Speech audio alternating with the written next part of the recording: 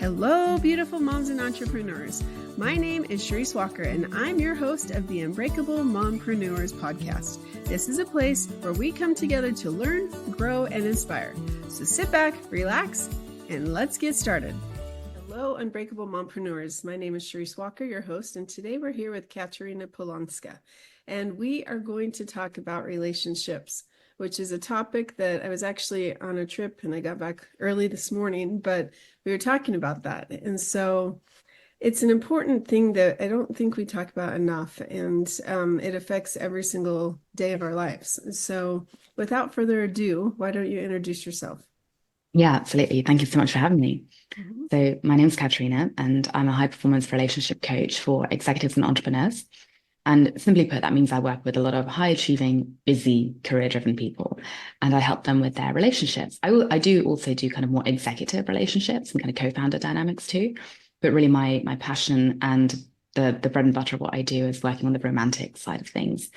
And I really got into this partly from kind of on a personal front, seeing a lot of dysfunction in the romantic relationships in my life.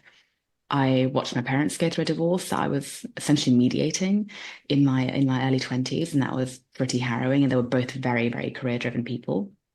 And then after that, despite doing all the therapy, 15 years of therapy and doing a lot of work, I was working in behavioral science. I had done lots of retreats. I'd read all the books.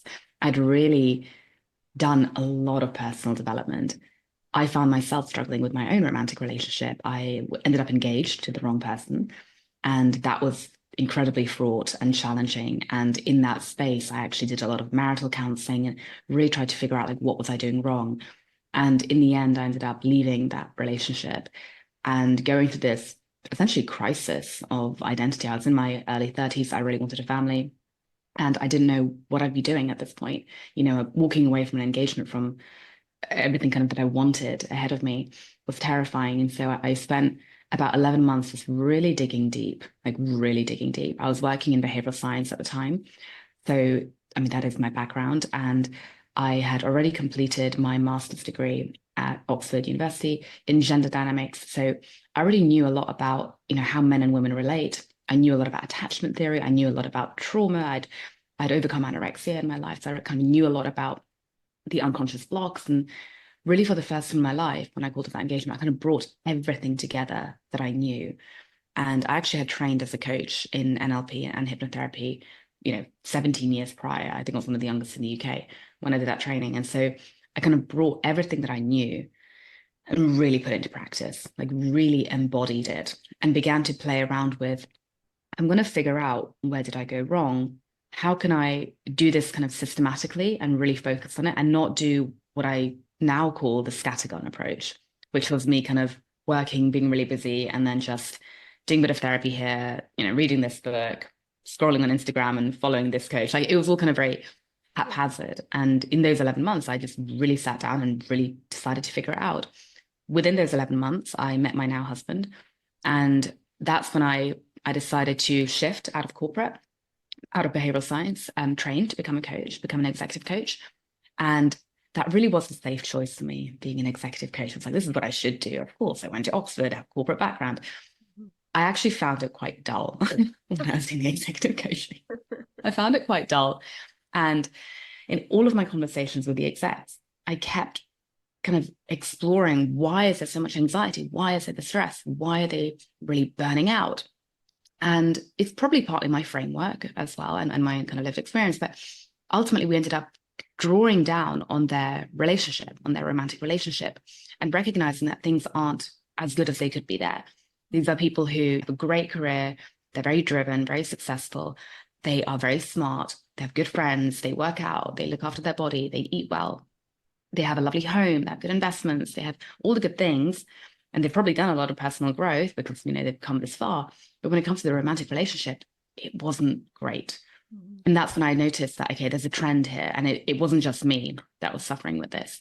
And so that's when I decided to train deeper into becoming a relationship coach, trained in attachment theory, and brought it all together, built a methodology, built a system based on what I had done to meet my husband and turn things around for myself, tested it on a load of Oxford PhDs, it's now called the Successful in Love method, and I got it trademarked about a year ago. And now this is my full-time gig, helping execs transform their marriages, really, from feeling alone and unsupported in their relationship to feeling what I call successfully in love. When you're happy, when you're thriving, when you feel supported, when you feel connected, when you feel you've got that spark of life back, both with yourself, with your life, and with your partner.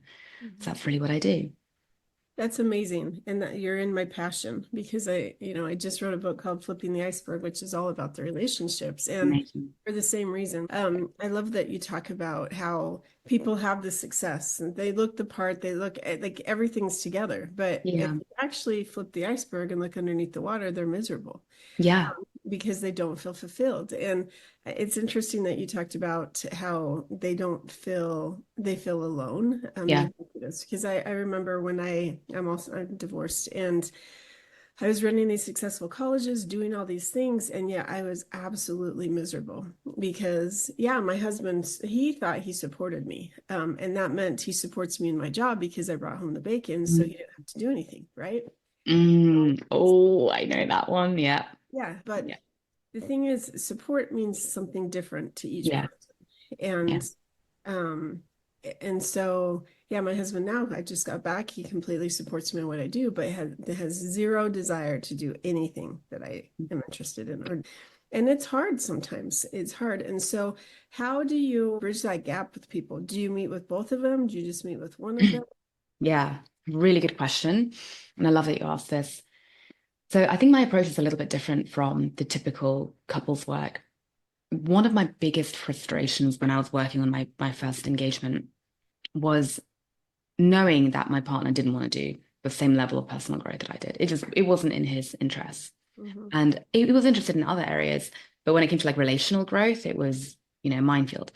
And so I didn't want to be that person who's nagging him to come to couples counseling, even though we did do couples counseling. I also didn't want to be that person who was passively aggressively sending him like, here's a book you should read and a podcast. I mean, I did do that and it was awful. It didn't work, right? Then you develop this parent-child dynamic and it is just awful. And so I really was looking for something that would be self-sufficient, that I could do on my own to feel like, you know what, whatever happens, I have put 100, 1,000% into this. I have taken responsibility. I have cleaned up my side of the street, and I have a clean conscience knowing that I really have done everything at this point. And from this place, from this vantage point, let me see the relationship and evaluate how are things going. And so the programs that I run are aimed at individuals, and I work with both men and women. And the idea is that you can do this work. You are not pointing the blame at your partner, because that never gets us anywhere. You are looking at yourself, and you are looking at what are the unconscious blocks that you bring to the relationship. How are you showing up in the relationship? What is your side of the street? And how can you clear those and start showing up in a more productive way to bring your best self to that dynamic and communicate clearly and know your needs and express those, not get triggered, manage your emotions, all of these things, so that ultimately your partner will perceive you and feel you as a very different person. Ultimately, you become securely attached, right, in kind of layman's terms. And then as you are securely attached in that dynamic, your partner will either typically be inspired to step up and meet you there, because securely attached people tend to do that. We inspire people to step up and actually want to do the work, or they won't. And if they don't, then you have the answer that you ultimately need to know what's happening in the long run, right? Like, this is kind of how they are. And am I willing to accept this? If so, okay, here's my lot. Or am I going to walk away? I will say probably 8 out of 10 times the partner does step up that I see. And that's really lovely, right? Because it's kind of this idea that you don't have to poke and prod someone into change. You become the change and you inspire them to want to change. However, you said 8 out of 10, there is the 2%. And yeah.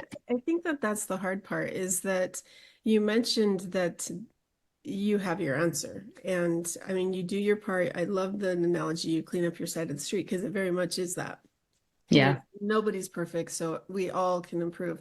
But sometimes people don't. And so you mentioned attachment theory. I call it codependence. And sometimes people stay in the relationship because of that codependence. They Yep.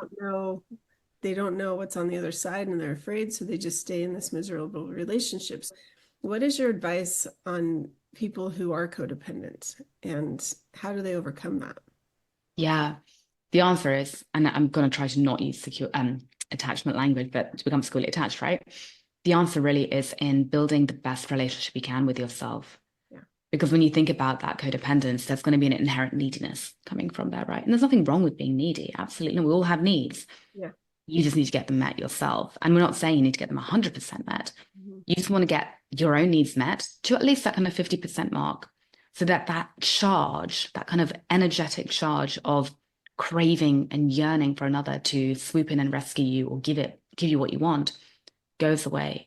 And then from that place where you are getting your own needs met, you are feeling more independent, you're feeling more grounded, calm, centered, you can manage your emotions. You don't have that same pull, that same kind of magnetic pull, which Hollywood has made into this idea of chemistry and the fireworks, but all of that is complete BS. Like that is such a red herring. It really is. Like you do not want to be having fireworks and chemistry with your partner in the long run.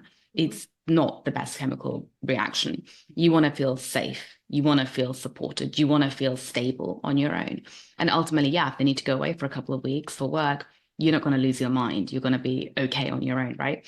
So to me, it's all about building that really healthy relationship with yourself, where you're in regular dialogue with yourself. You hear yourself, you meet your own needs, you respond to your own triggers, you're kind, you're curious, you're compassionate, and you're kind of parenting that little inner child, which we all have, and not letting them feel abandoned and reaching out for the next person who passes by, right? And I think that that's the part that we see, because first of all, congrats that you actually walked away from your engagement, because Thank you. not everyone does. I didn't, and I knew that it Right. was wrong. And I Mhm. understanding what a commitment meant at that age, because I was only 19, was Oof. like I had no clue. I had no clue Mhm. what that meant.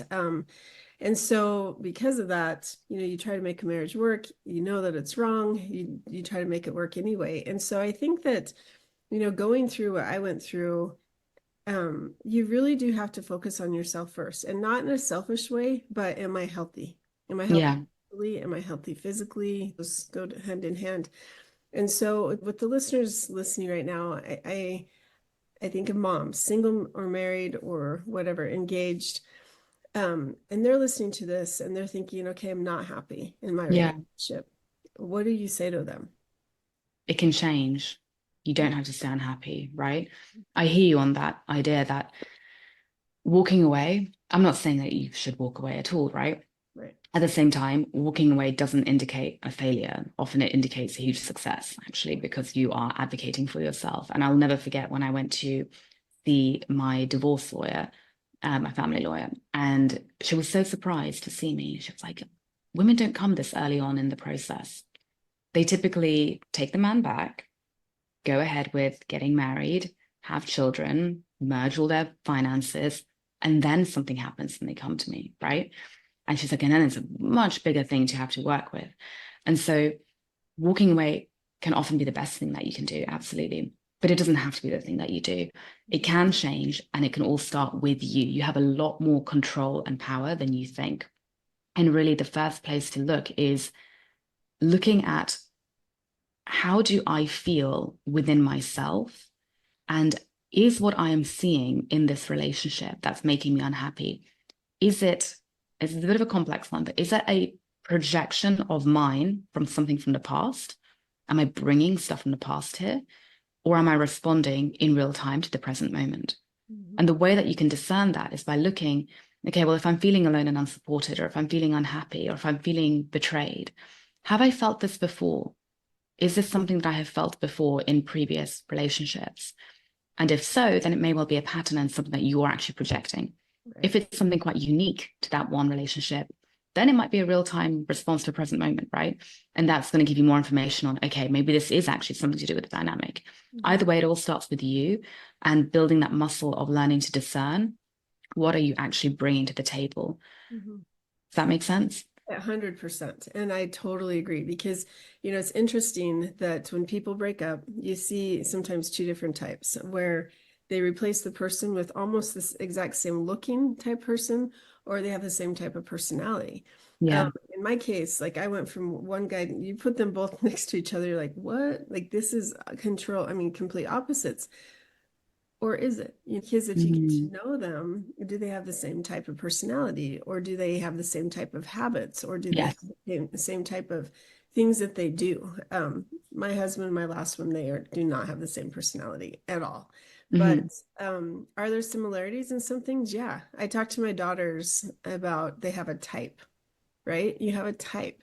And until you can figure out, because all of her relationships have been unhealthy.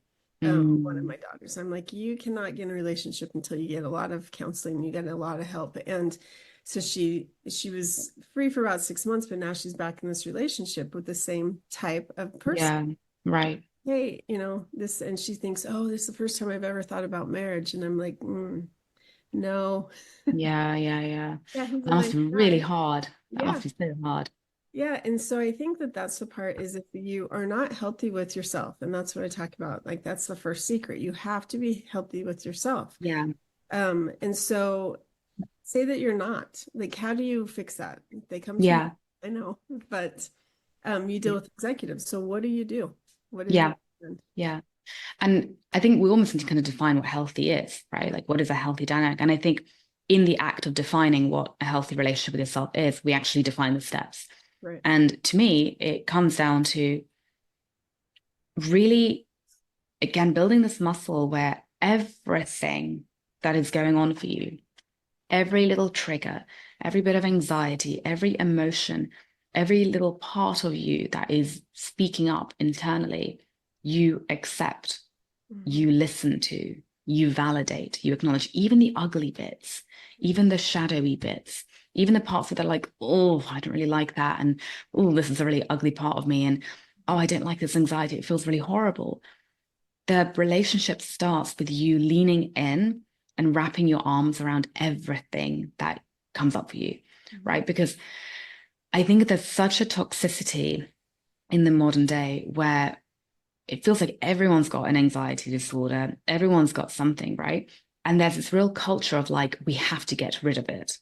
It's some kind of like malady that we have to get rid of. Everything's somehow kind of been medicalized and is something wrong with us. You're supposed to Whereas feel numb. Yeah. exactly, like, I mean, you look at menopause, right? Like that's been medicalized like nothing else. And it doesn't have to be that way. It is a normal part of your human biological body. And in the same vein, feeling anxieties, feeling triggers, it's all really good information, Mm-hmm. right? If you're feeling triggered, if you're feeling anxious, if you're feeling afraid, if you're feeling upset, this is all really valuable information around what's going on for you. So if you can start leaning inward and getting curious around it all and actually looking at it and bringing acceptance and bringing kindness and compassion and like talking to it, like it might sound a little bit wild. It's not about kind of dismissing it. It's about going inward and accepting it. And I really believe that in all of our anxieties and triggers and fears, there is golden information on things that we need to look at and things that we need to listen to. It might be that you have a past trauma that needs to be looked at and healed and processed. Great. It might be that something's coming up for you right now that actually is off. It's actually not working for you. Great. It might be that a boundary's been violated. Great. It might be that you have some sensitivities around things because actually you haven't processed something. Great. It's about going inward, right? And not running from the parts of you that maybe feel a little bit scary. Does that make sense? Oh, 100%. Yeah, because if my husband ever listened to my podcast, he'd probably be upset. But it's true. I mean, you can only use the experiences and the examples that you Totally. have. And um, I had 4 kids from the previous marriage, and then we brought him in. And 2 of my boys are special needs, and they're not like, well, one was a lot more difficult. The other one was just Yeah. a sweetheart, but he really struggled with the first one. And so, like, the kids would say something and he would interpret that as, you're calling me a liar. Like he would constantly say, and that was a huge trigger, and Yeah. the relationship would quickly deteriorate, or the conversation, I should say. And I'm standing there saying, no, he actually never called you a liar. But to my husband, he heard that, and it became this escalated thing. And so my son's thinking, what's going on? And I think that we don't always realize the triggers. And so when I said to my husband, when we were having a conversation, I'm like, why is this such a trigger to you? And he's like, like he's completely oblivious to it. And so I think sometimes we don't always even have an awareness of something that has happened, and that's trauma or the trigger. And so I think that really looking inward to ourselves, like last night I came home, it was 1:30 in the morning. It was a 10-hour flight from Florida to here and all the layovers. And I just went to go put my food in the fridge because I was tired, trying to stay awake. And then I was going to go to bed. Well, when I walk in, bless my husband, the kitchen, the dishes had not been done since I left. Oh, and so, gosh. Yeah. And it wasn't a lot because there's only a couple of kids, but still, I don't want to wake up. And the dishwasher was the dirty dishes that I put in, like as I'm madly trying to do before I take off to the airport, are still there. So needless to say, I wasn't happy. Yeah. So I'm quickly trying to put stuff in and clean it so that I can go to bed because I'm tired. And he comes down super upset. Are you kidding me? I haven't been able to sleep. And so, I'm like, I know, are you kidding me? Yeah. The dishes. And, I think that I could have handled it better. Yeah. Wrong, but I was in the wrong. It's in the middle of the night. Why would I be doing the dishes? I think that it would have been, hi, nice to see you. I'm sorry. It was not my intention. I had no thought of doing the dishes at 1:30 in the morning. Yeah. So I think that that's the communication sometimes, that we all come from different experiences and different perspectives. And how do we bridge that gap? Yeah. So when you're working with clients, what do you do to try to help the couple or each person, even if you're not working with them together, to see the other perspective?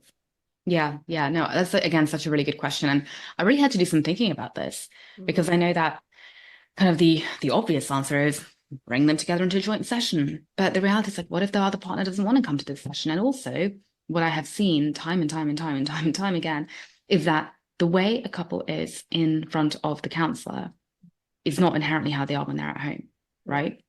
I've seen that with myself in my previous relationship. In the counselor's office, it was like a beautiful love story. My goodness, we're both crying, we're both committed. The counselor's crying. He's like, oh, you guys are going to make it. We didn't make it. Because as soon as we got out of that room, it was like defaulted back to what it was before. It was really good acting. And that happens a lot, right? Like we know 40% of couples still break up 2 years after having couples counseling. But anyhow, so I think the thing that I'm really big on is like, it comes back to having your own power and really owning your side of the street. And Terry Real talks about this, how when you're both triggered, it's like you both default to your triggered, wounded little inner child. And you're both having little tantrums, right? You're both kind of kicking off and you're having tantrums.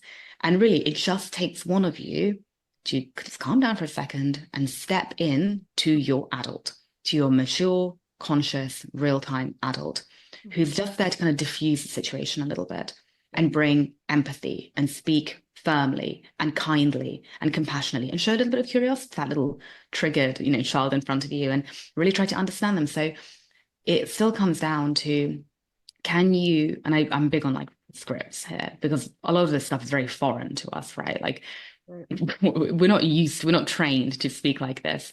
It might feel a bit clunky. Can you defer back to the scripts, the structures, the kind of the safety mechanisms of like imago dialogue, right? Can you come back to what we know based on science will actually diffuse the dynamic, will actually bring empathy to the dynamic, will actually validate your partner's experience, and essentially lead by example. Because when you start to lead by example, yes, you're being, the bigger person, and you have to put your ego aside a little bit, and that can be the challenge. But that's the greatest challenge. Once you've done that and you put your ego aside and you kind of just lean into this thing of like, okay, I'm just going to do this for the sake of us, for the sake of the relationship. And I'm going to step up and be the best that I can be and follow the scripts and try to bring some maturity to this dialogue. You will diffuse the dynamic, right? Because also we kind of co-regulate with other people, so they feel it. And to me, that's the best way. And you're not telling your partner what to say. You're not educating them, but you are kind of inspiring them through example. And that's the best way to I was going to say to train someone, not not talking about training dogs, but you know what I mean. No, it's true. I mean, here's a good example. When you start whispering, the other person starts whispering. Exactly. I'm doing it now. Exactly. Right. And so that's the same type of thing is with my husband last night. Now, had he walked into the room, he was just yelling at me from the top of the stairs. But I could have easily handled that so much differently. Like, Yeah. I'm so sorry. Like, but I went into my wounded self, like you said, and Yeah. thought about the ex-husband, how, like, again, we won't get into that, but it just, I relived it. And so Yeah. I'm not intentionally making a whole bunch of noise, but I was, because I Yeah. was mad. Yeah. So I think that that's the part that I love that. It's not that we're training, but one person can't continue to yell at another person if No. there's no response. Just like Right. one Totally. person isn't going to talk normal if the other person's whispering. And so I think that that's the part that we have to remember is people tend to mirror how we are behaving. And if we can remember that, it's Yeah. difficult sometimes, Yeah. but it does help. It does help. Absolutely.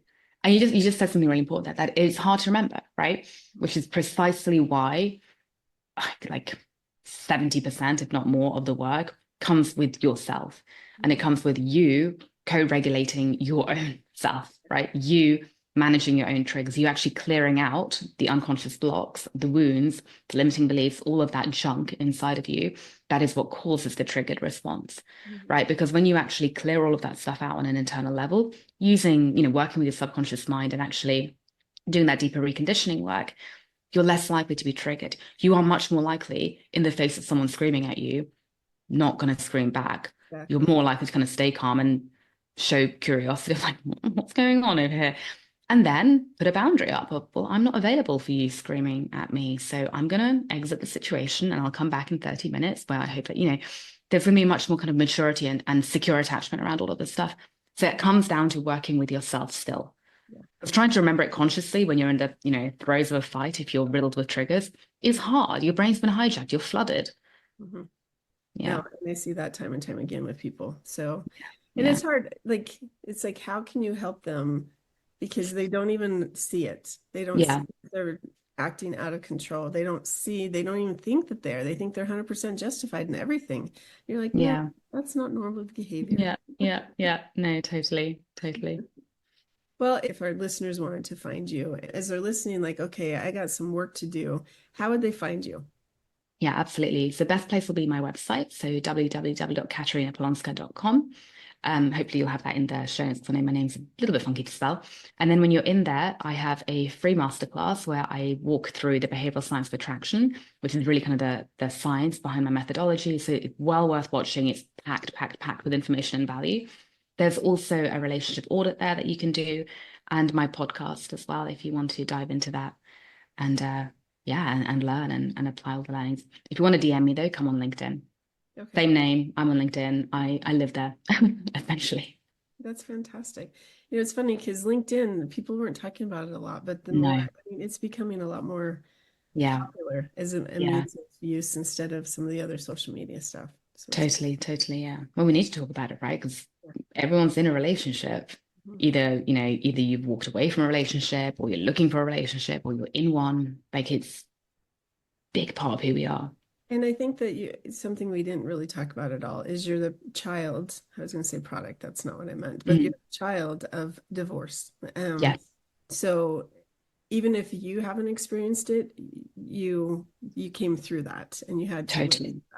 And so I think, I don't know of a single person, and I want our listeners to think about this as well, that has not been witnessed, experienced, seen, watched a couple in divorce, and especially the effects of children. And that's where I become very passionate because that traumatizes you. I'm glad that you're in a good relationship and healthy, but it could have gone so much worse. It could have, for sure. I was single for 5 years after, right? Clearly it did.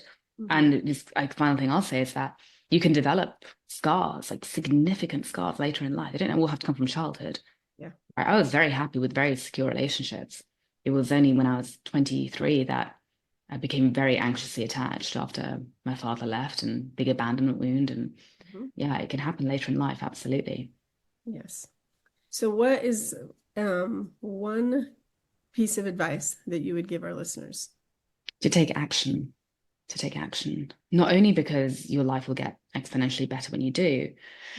The key thing with taking action is that when you have a feeling internally that you're not happy or something feels off, or you think you could do better, and you don't take action on that feeling, you're essentially building you're creating mistrust internally, because what you're essentially communicating to yourself subconsciously is like, yeah, this doesn't matter. You don't matter. I'm not going to listen to you, right? And these are all really negative conditionings that we're doing to ourselves. And the most important thing that you can do to build self-trust and to improve your own relationship with yourself and actually improve your gut instinct mechanism and all of that is going to be to take action, to validate what you're feeling. So don't delay. If you're feeling off, do something, right? Reach out, like do something. Don't just ignore it, because that's going to be worse down the line. And can I clarify one thing? Because I think sometimes when people say take action, don't be the victim though. And by absolutely, action, it's not let me just complain about it. No, and let me say, oh, I'm so unhappy. It's what are you going to do to change the situation? Precisely. Yeah, absolutely. How are you going to get some help, right? Yeah. Because I was a victim for 13 years of that marriage, and I was miserable, and I made people miserable around me. And so I did the same thing. Yeah. But ending a relationship isn't always a thing. If you have two people that want it to work, then try. Yeah. Try by trying to fix things together. So Totally. Well, thank you so much for being on the show. Oh, thank you for having me. It's great information, and you are doing like fantastic work. It's my favorite work ever. So thank you. Awesome. Oh, thank you. And listeners, if you want, like I said, to find more information, her website will be in the show notes. And so please make sure that you look for that and just find your happiness. You don't have to be miserable, that you can be happy and you can have a good relationship with yourself, with your kids, with your husband or your spouse, or your partner, or whoever it is. So take action, like Katarina said, and go out and make it a great day. Beautiful moms, remember, you are unbreakable. Keep illuminating the world with your strength, pursuing your dreams, and reveling in the splendor of motherhood. This is Charisse Walker, bidding you farewell for now. Stay tuned for more empowering conversations on the next episode of the Unbreakable Mompreneurs podcast. Until then, keep shining bright. Signing off with love, Charisse Walker.